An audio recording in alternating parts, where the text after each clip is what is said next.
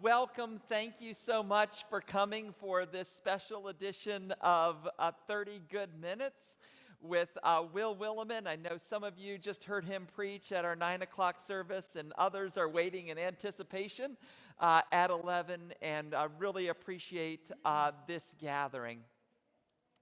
So, Will, as I mentioned to you last night at dinner, part of what I have appreciated so much toward the end of your career is the time that you have spent in the local church, preaching so frequently in the last year or two, and plans to continue to do so. And so my first question is about the local church and all of your traveling to various different churches and church communities.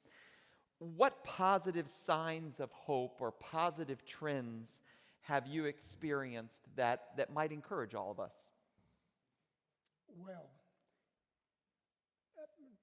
one thing I've observed is, of course, I probably don't get invited to pitiful, dying churches. They can't pay the airfare. So I get invited, I get inspired regularly, as I've been inspired here, for reasons known only to Jesus Christ. His way of saving the world is by convening a group of people, as he did in calling his own disciples. And gathering is the way Christians worship God. That's the way we do it. And maybe during COVID and all, we rediscovered the wonder that Jesus chooses to save us as a group. But we also discovered the difficulty. And it's amazing, even the tiniest little churches are now online. That's all happened since COVID, that suddenly we got online in the media and all. That was an amazing innovation. However, it's an innovation we're still, I think, struggling to find out. Maybe I'm sounding like an old guy, which I am, but I don't think video virtual worship is worship in its fullness as Christians practice it. It's an accommodation, maybe for the moment, maybe for those who need it, but still the basic way we do church is the way you're doing it here. I will say that those churches that have adapted, that have tried to think new related to our service here Sunday, they seem to be doing well. And those churches that take very seriously inviting, welcoming new into their church, and also doing all the work required to keep people connected to one another and connected to Christ. Of course, one way we connect to Christ is by connecting with one another. So it's occurred to me here in your part of the world, it's probably important for clergy leaders not to think, well, here's the way I did it back in North Carolina or Minnesota or something. This is different. And maybe that kind of difference and suppleness is exactly what every church ought to keep working with. Yeah. On Thursday of this past week, a group of us from the church discussed one of your early books, Resident Aliens. And in that book, the argument is that one of the metaphors that we might want to consider understanding who we are as Christians and as a church is as resident aliens. And I was wondering, what about that book is still applicable today for the church in 2025? Well, Stanley Hauerwas and I wrote that book partly in a conversation that, wow, it's been our lot to be part of the church during a very different time, which we maybe described as a time of disestablishment. the world, the church that I grew up in, I realized had shifted by the time I got into a leadership position in the church, in that Christianity, having once been kind of established as the American thing to do, as where home and church and school all kind of work together to keep Christians, that world had ended. That, as we noted in Resident Aliens, nobody we knew assumed their children would grow up affirming this faith simply because of their zip code, neighborhood they lived in, their circle of friends. There was a new awareness. If we want our young to be Christians, we're going to have to make Christians. We're going to have to intentionally form them into this faith. There's a difference between being a thinking, caring, sensitive American and being a Christian. There's two different stories going on there. And so it was maybe a book appreciating the Christian difference, and maybe that book is kind of more relevant today, at least in the southeastern United States, than it was when we published it. That there's a real sense to be Christian is to be distinctive, to be against the grain, to be maybe having an opinion about things that the world doesn't share. And so. Yeah. Well, shifting gears ever so slightly, I know especially early on in your career, you taught quite a bit in the area of worship and liturgics, and as you note, we have a number of our choir here and present. It's amazing. They're all in their Duke Blue choir robes. Yeah, thank you for that special. And I was wondering. I looked at a couple of your choir members as I finished my sermon. I sat down and looked at them, and they looked at me and said, "We're going to have to sit through this again." And so I can't believe you're here, but fine, great, welcome. Related to the area of worship and music, what bit of encouragement would you share back with our choir and for those of us who plan worship? I know we have a number of younger people in our choir. What encouragement might you have there? I'd say maybe remind yourselves what I saw this morning, a large choir, age-diverse choir and all. By my guesstimate, that puts you in maybe 3% of all American churches today. Choirs, your choir director can tell you about this, but choirs have been dwindling at the rate of about 5% a year, every year since COVID. So choral music, that sound that you heard today, that ministry that you felt in the anthems and all, that's unusual. Now, combined with that, too, is that choral music is not being taught in the schools as much, et cetera. And so that says to me what you got here is special. And I think you're right to put resources and energy into it, to share that, because that kind of makes this church distinctive. And so I think that's a great offering you have to the world and to people. I'm a Methodist, and it has been said Methodists have no body of theology more so than the Methodist hymnal. And yet the Methodist hymnal is now being used. The majority of Methodist churches are not using the Methodist hymnal anymore. And I wonder what's going to happen to these disciples who don't sing this anymore. And I sit in the Divinity School worship service, and the music is, Jesus, Jesus, you love me, I love you, Jesus, Jesus. And I say, Lord, you can take me now, and it's okay. But a fair question is, what kind of Christians are being formed by singing such a limited range of music? And here in my later years, I realized how formed I was by the language, the poetry, the music. And as Christians, I think we've learned there's aspects, there's depths of our faith that you just can't get to without music. So bless you for doing that. Your choir director, who I had dinner with last night, has paid me to say this. So yeah.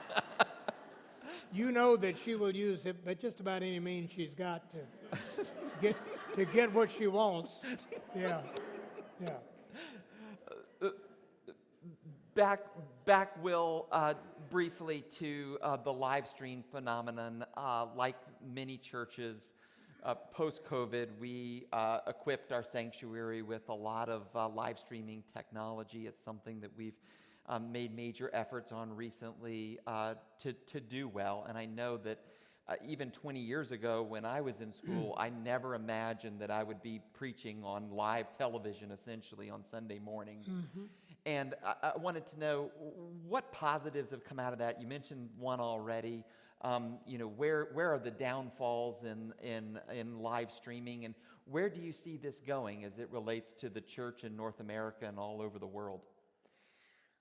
I think it's been a gift to us, but it's also, and I think we're in that awkward stage that you have in every technology, new technology, of kind of learning all the wonderful things it can do, but also learning what it can't do.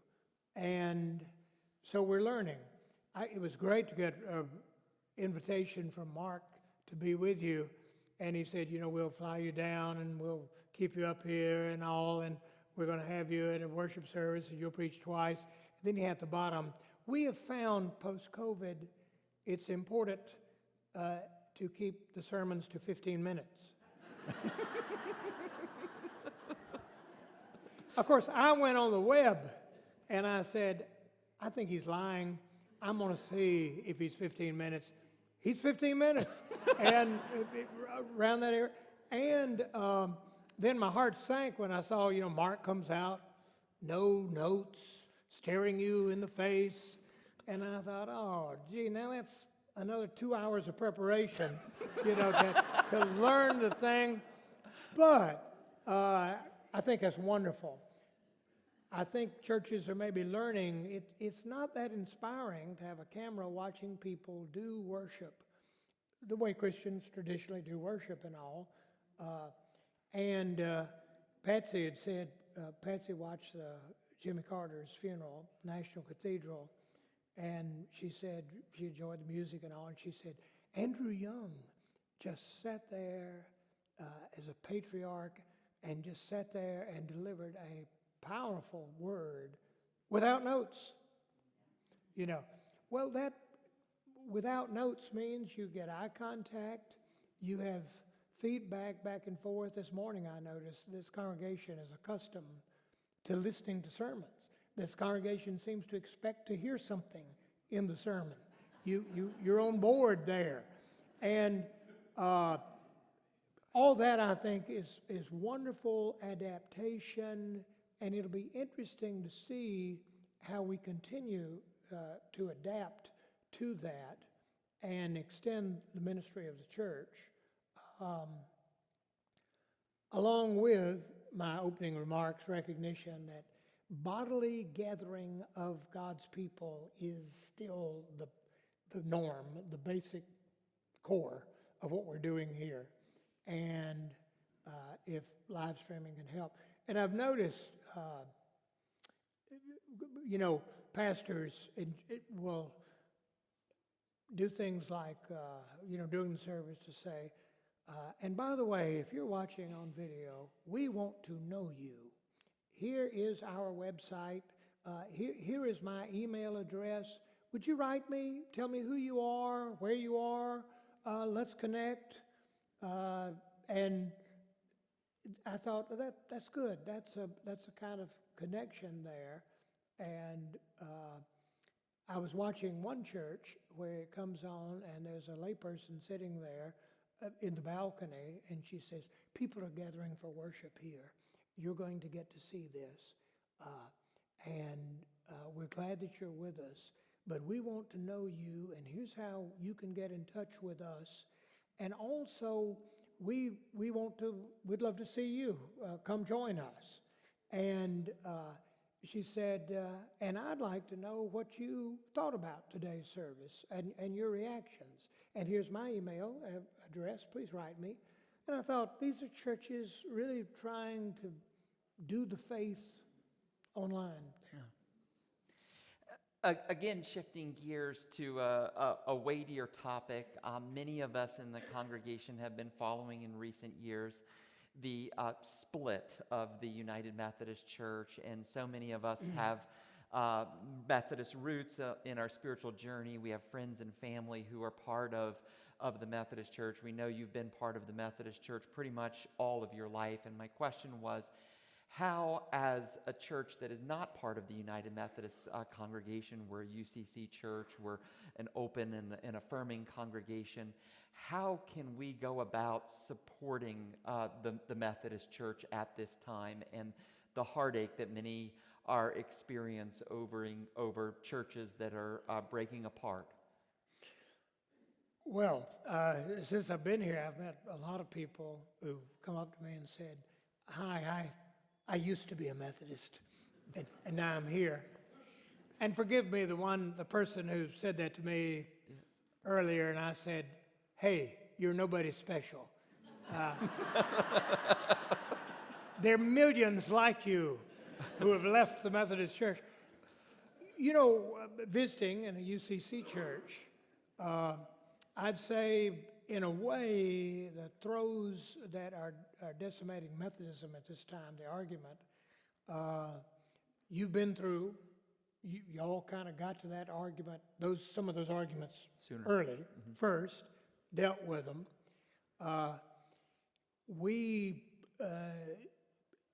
Another thing is, you're Congregationalists.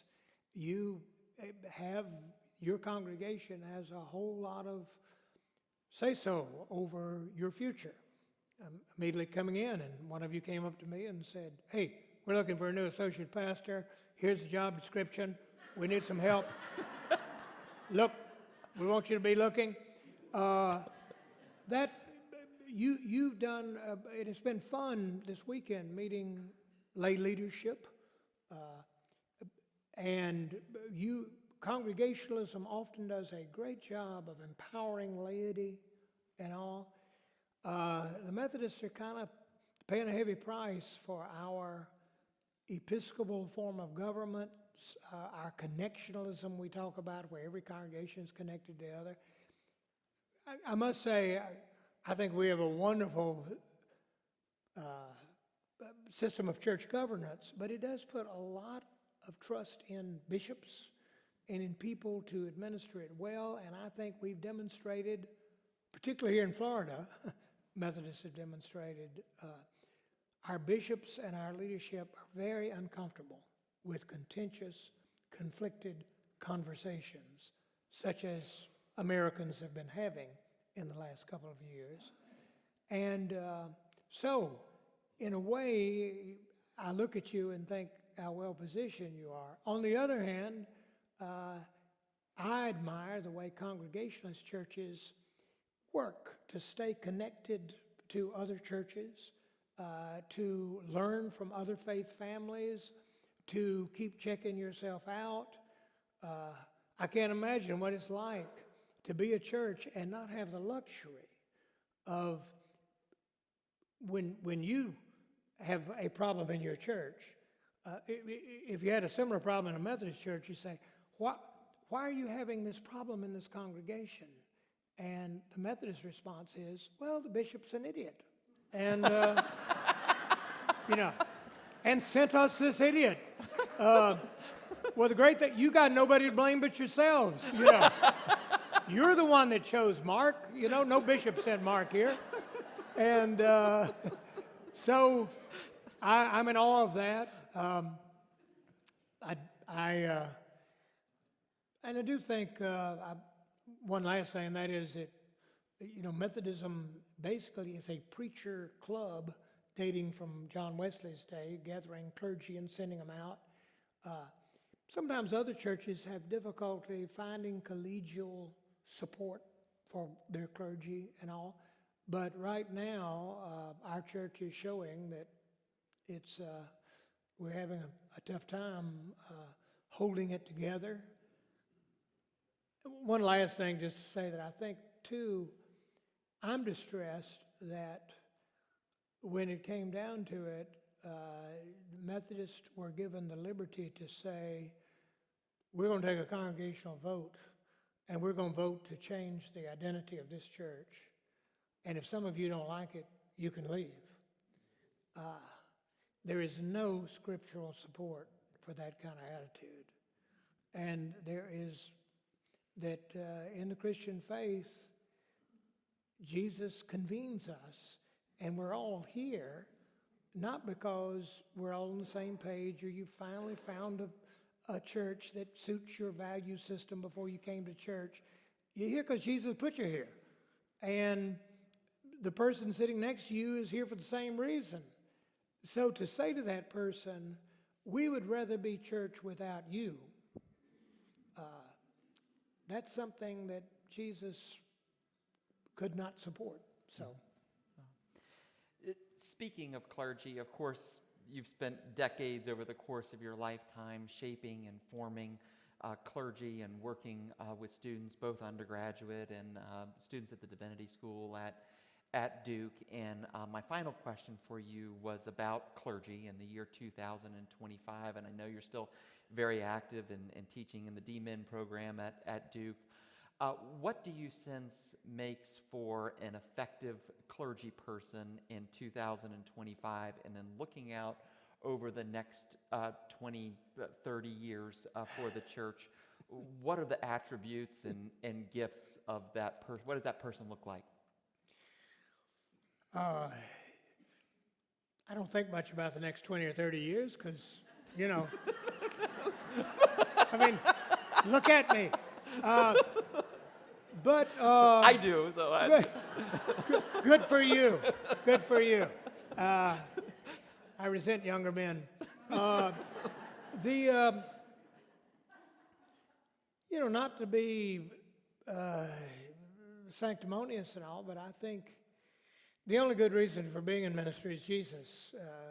You gotta be convinced He wants this to happen. He wants you to be here. And so I think staying in love with Jesus, allowing Him to say things to you that no one else could, to say things to you, to send you on errands that are outrageous, to me that's at the heart of ministry. You mentioned the Methodist Church declension. I know I was lamenting to a group at Duke Divinity School. Oh, you won't get to serve the same church I did. We've lost a third of our churches. We can't pay for general conference anymore. We're going to have to completely redo the structure because the money's not there anymore. So this seminarian said, is anybody in this classroom who's here at seminary, Duke Divinity School, because one day you hope to be a delegate to General Conference? Because if you're here for that reason, you're sick. And he said, there's only one good reason to be here. Jesus Christ means it that way. That's what He wants. I said, thank you.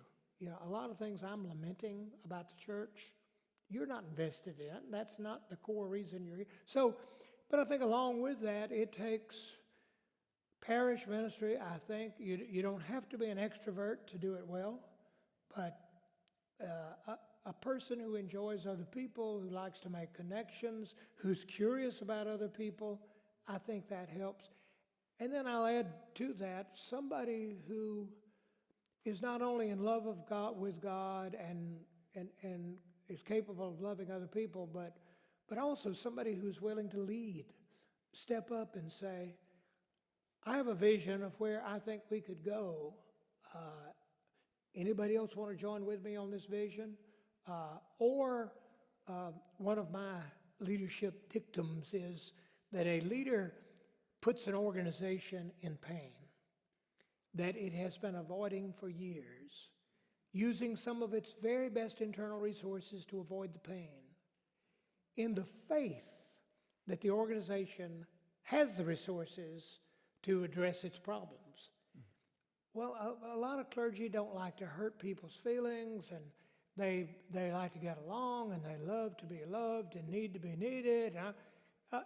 No, that's not good enough. In the present moment, particularly, as the church is set amid new challenges that you've noted, clergy have got to step up and say, I have now making an executive decision. We have discussed this problem too long.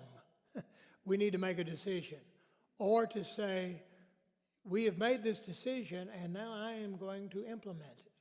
And the good news is, in the task of leadership, I bet you have a high percentage of leaders in this congregation and people who have a lot of experience in managing people, like staff, church staff, people who have skills in planning and execution and all. So I tell divinity school students, even though there are very few people on our faculty capable of teaching you any leadership skills, the nice thing is when you get into your first church, they're going to be people who know how to start things for a living. But they do that. They know how to also make difficult decisions based on financial realities. Let them show you how. And now this, by the way, is a lead-in to next Sunday's sermon. Mark is kind of intimated to me like, hey, we want you to speak God's word today, but speak it in such a way that doesn't make my sermon appealing for money next week. Any more difficult? Could you do that? And last night someone said to me, when Mark came here, we had some financial challenges and we were falling behind in this area, and he knew what to do to kind of get us going and all. What a wonderful comment and a testimonial to your leadership, because it's, you got to be in love with Jesus, in love with the gospel preaching, but you also got to be able to lead. And I'll add one thing: if you're in Naples in retirement or in semi-retirement, there is a chance that you may be a high achiever. There may be a chance that you demand a lot of yourself and all, which is a nice way of saying you're probably a demanding person of your church. And I did a class last week, a DMN class, and we did case studies. And this was a layman coming in saying, our music program is really flat, and the choir's aging out, and this and that and the other, and this church could do better. And you have got to step up and take a stronger hand in moving us forward and all. And the pastor in the case study responded, you just seem so critical of everything. It just seemed like I can't do anything right to please you. And that was the case that was presented for the class discussion. And one of the women in the group, a Presbyterian pastor, said, did it ever occur to you that this layperson may have more invested in this church than you do? Did it ever occur to you that this layperson may love this congregation more deeply than you do, may need it more than you do? And so what sounds to you like carping criticism is really saying, I believe in this congregation. I believe we can be better. Come on, help us be better. So, leadership, I think. Yes. And Greg Jones, who's coming to talk to you, one of Mark's mentors, is a wonderful leader and a wonderful teacher of clergy leadership. So, well, Dr. Willimon, any more final words for the group? We've got about a minute remaining, and then I know we got to get back in to do it all over again. But anything else that you want to share with me? It's inspiring to be part of your gathering and to see you with your vitality, and also to see you. You seem to be the kind of church that is not afraid of naming your challenges and addressing them, and that's just wonderful. I told Mark, I said, I know this is a small thing, but as I walked around the campus and saw your sign out front, got your name on there, and I looked below there, the lettering, and I thought it was going to say when you were founded, and I said, I know they've been founded by a bunch of Puritans out of New England that came down here, and yeah, I know that happened. Anyway, under your name, you've got your website address, and I think that says a whole lot about who you want to be. So, Thank you so much. yeah, yeah.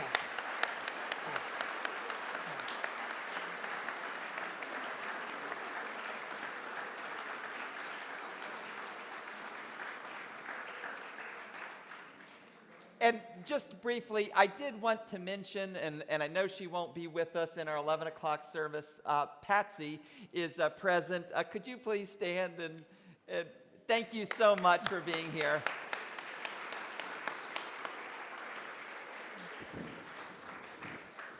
Appreciate it.